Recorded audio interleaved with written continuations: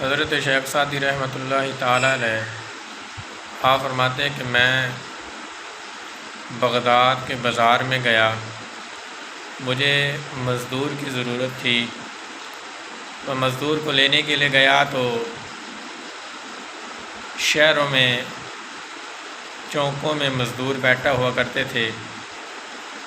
میں بھی ایک مزدور کی تلاش میں تھا، گھر کا کچھ کام کروانا تھا۔ آپ فرماتے کہ میں اس جگہ پہ پہنچا جہاں پر مزدور موجود تھے۔ میں نے مزدوروں کو دیکھا، ان میں سے ایک نوجوان جو مجھے اچھا لگا، جس کے چہرے پر عبادت کا نور تھا، جس کا چہرہ بتاتا تھا کہ یہ اللہ کا بندہ ہے، اللہ کی بندگی کرنے والا ہے۔ جو شخص اللہ کی عبادت کرتا ہے، اللہ کو راضی کرتا ہے، اللہ تعالیٰ پھر اپنا جلوہ، اپنا نور اس کے چہرے پر عطا کر دیتا ہے، روشن کر دیتا ہے۔ شیخ سعدی رحمۃ اللہ تعالیٰ علیہ فرماتے ہیں کہ میں بغداد کے شہر گیا، نوجوان سے پوچھا کہ کام کرنا ہے گھر میں، کیا مزدوری لے گا؟ وہ نوجوان جو چوک میں بیٹھا تھا، مزدوری کی نیت سے آیا ہوا تھا۔ شیخ سعدی رحمۃ اللہ تعالیٰ علیہ فرماتے ہیں کہ میں نے اس سے مزدوری طے کی۔ اس نے کہا کہ میری 3 شرطیں ہیں۔ میں نے پوچھا کہ کون سی تمہاری شرطیں ہیں؟ وہ کہنے لگا کہ باقی مزدور 5 دینار مزدوری لیتے، میں 4 دینار مزدوری لوں گا۔ میں نے دل میں خیال کیا یہ تو بہت ہی اچھا ہو گیا۔ دوسری شرط یہ ہے کہ آپ اس سے کوئی سوال نہیں کریں گے، میں کسی آپ کے سوال کا جواب دے نہیں ہوں گا۔ تیسری شرط یہ ہے کہ جب اذان ہو جائے گی تو میں نماز پڑھنے کے لیے جاؤں گا، میں آپ کا کام نہیں کروں گا۔ آپ نے فرمایا کہ مجھے تمہاری شرطیں منظور ہیں، میرے ساتھ چلو۔ شیخ سعدی رحمۃ اللہ تعالیٰ علیہ فرماتے ہیں کہ میں اسے اپنے ساتھ لے کے گھر آ گیا۔ میرا انداز آتا ہے گفتگو کرنے کا، انشاءاللہ آپ کو سننے پر مزہ آئے گا۔ گفتگو سادی گفتگو ایک ایسی گفتگو ہوتی ہے جو شخص سنتا ہے وہ اس کے دل و دماغ پر اثر کرتی ہے۔ آپ فرماتے ہیں کہ میں اسے گھر لے آیا، اسے کام بتایا۔ جو مزدور سارا دن میں کام کرتا ہے، اچھی نیت سے کام نہیں کرتا، وقت پاس کرتا ہے، اس نے 2 گھنٹے میں کام ختم کر دیا۔ کام ختم کیا، میں نے اسے کچھ اور کام بتا دیا۔ دوپہر کا کھانے کا وقت ہوا تو بیوی نے کہا کہ اس سے کہو کہ کھانا بن گیا ہے، آ کے کھانا کھا لے۔ میں نے اس سے کہا کہ کھانا بن گیا ہے، کھانا کھا لو۔ وہ کہنے لگا کہ میرا روزہ ہے، گرمیوں کا روزوں کا دن بھی نہیں ہے، مگر وہ کہتا میرا روزہ ہے۔ ظہر کی نماز کا وقت ہوا، مٹی نکال کر سائیڈ پہ رکھی تھی، نماز پڑھنے کے لیے جانے لگا تو میرا بیٹا کہتا ہے کہ اسے تھوڑا سیٹ کر دو، پدرا کر دو۔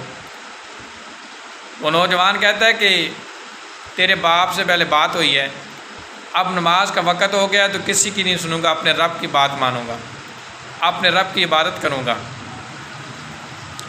شام کا وقت ہوا، وہ مزدوری لے کے چلا گیا۔ میں اگلے دن پھر اسے لینے کے لیے گیا۔ لوگوں نے بتایا کہ وہ ہفتے میں 1 دن مزدوری کرتا ہے۔ وہ کہتا ہے کہ میرا ہفتے کا خرچہ 4 دینار ہے، پورا ہفتہ اللہ کی عبادت کرتا ہے اور 1 دن مزدوری کرتا ہے۔ آپ فرماتے ہیں کہ میرے دل میں بڑا شوق، بڑی محبت پیدا ہوئی کہ اسی سے کام کروانا ہے۔ اگلے ہفتے والے دن پھر میں اسے لینے کے لیے گیا۔ ایسے 2-3 ہفتے چلے، پھر میں ایک دن اسے لینے کے لیے گیا تو لوگوں نے بتایا کہ وہ بیمار ہے۔ میں نے پوچھا کہ وہ کدھر رہتا ہے؟ بتایا کہ وہ بغداد کی پرانی بستی قبرستان کے ساتھ والی بستی میں رہتا ہے۔ میں اس کے پاس گیا، جا کر پوچھا، دروازے پر دستک دی، اندر سے آواز آئی دروازہ کھلا ہے، جو بھی ہے اندر آ جائے۔ میں اس کے پاس گیا، حال حوال پوچھا، اسے بخار تھا، بڑا تیز بخار تھا۔ اس نے کہا کہ مجھے پتہ تھا کہ تم ہی آؤ گے۔ میں نے پوچھا تمہیں کیسے معلوم تھا کہ میں ہی تمہارا پتہ کرنے کے لیے آؤں گا؟ آپ نے فرمایا کہ غریب لوگوں کا پتہ کرنے کے لیے اللہ والے آتے ہیں، امیر نہیں آتے۔ وہ کہنے لگا کہ کچھ پیسے ان سے رکھ لو، رات کو میرا انتقال ہو جائے گا، کل کو مجھے کفن اور دفن دے کے مجھے دفن کر دینا جنازہ پڑھ کے۔ میں گھر آیا، رات بڑی مشکل سے گزری، صبح کا وقت ہوا، میں اس کے دروازے پر پہنچا، دروازہ کھلا تھا، ہاتھ لگایا، اندر سے خوشبو آ رہی ہے۔ دیکھا تو چہرے پر رونقیں ہیں، نور ہے، لوگوں کو ساتھ لیا، جنازہ پڑھا، دفن کر دیا۔ ایک انگوٹھی دی تھی کہ یہ بادشاہ کے بعد جانا، اس سے کہنا کہ تمہارا ایک تحفہ ہے، تمہاری ایک امانت ہے میرے پاس۔ بادشاہ کے پاس گیا، بادشاہ نے بات نہیں سنی، کہا کہ تیری امانت ہے میرے پاس۔ بادشاہ نے بلایا، انگوٹھی دی، بادشاہ رونے لگا۔ بادشاہ پوچھتا ہے کہ انگوٹھی کا مالک کدھر ہے؟ فرمایا کہ فوت ہو گیا ہے، اس کی قبر پر لے چلو۔ بادشاہ اس کی قبر پر لپٹ کر رونے لگا۔ بادشاہ کہتا، شیخ سعدی فرماتے ہیں کہ نہ اس نے بتایا وہ کون ہے، نہ تو بتاتا یہ کون ہے۔ بادشاہ کہتا ہے یہ میرا بیٹا ہے، بیٹا ہے، وہ مجھے چھوڑ کر اللہ کے رستے پر نکل گیا۔ ہمیں کہتا تھا کہ اتنا مال جمع نہ کرو جس کا حق حساب نہ دے سکے۔ دنیا کا لالچ، دنیا کی محبت انسان کو غرق کر دیتی ہے۔